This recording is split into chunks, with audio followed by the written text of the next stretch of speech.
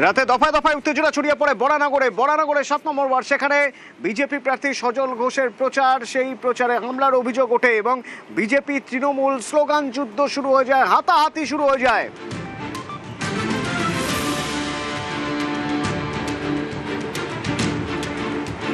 দেখুন সেই সময়ের ঘটনা ক্লোজ সার্কিট ক্যামেরায় ধরা পড়েছে।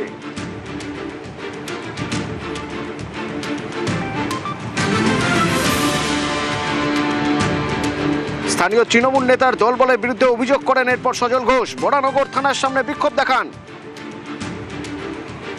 সজল ঘোষের প্রচারে বাধার অভিযোগ, বিজেপি কর্মীদের উপর হামলার অভিযোগ।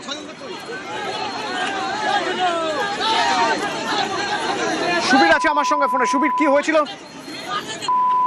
দেখো অতনুদা, বরানগর পৌরসভার 7 নম্বর ওয়ার্ডে গতকাল রাত্রিবেলা বিজেপি প্রার্থী সজল ঘোষের সমর্থনে একটি জনসভার আয়োজন করা হয়েছিল এবং জনসভা হয়ে যাওয়ার পর যখন সজল ঘোষ ওখান থেকে বেরিয়ে যায় সে সময় বিজেপির কর্মী সমর্থকরা সেই জনসভার যে মঞ্চ, সেই মঞ্চ খোলার কাজ করছিল।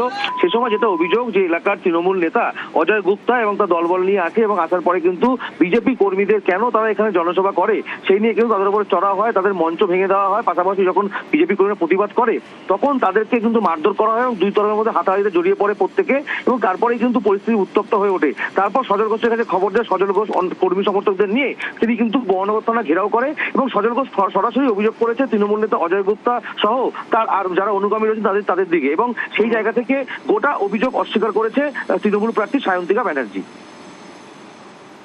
সায়ন্তিকা ব্যানার্জি অভিযোগ অস্বীকার করেছে, তার বক্তব্য তো শুনবো, তবে তার আগে কি অভিযোগ সজল ঘোষের বিজেপি প্রার্থী শুনুন।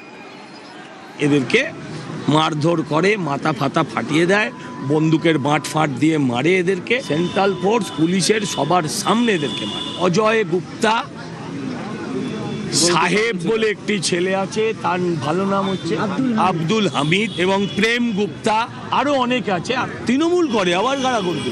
হামলাকারীরা আবার কোন দল করবে? অভিযোগটা সেটা একেবারেই মিথ্যে। আমার কাছে সেরকম কোনো খবর নেই।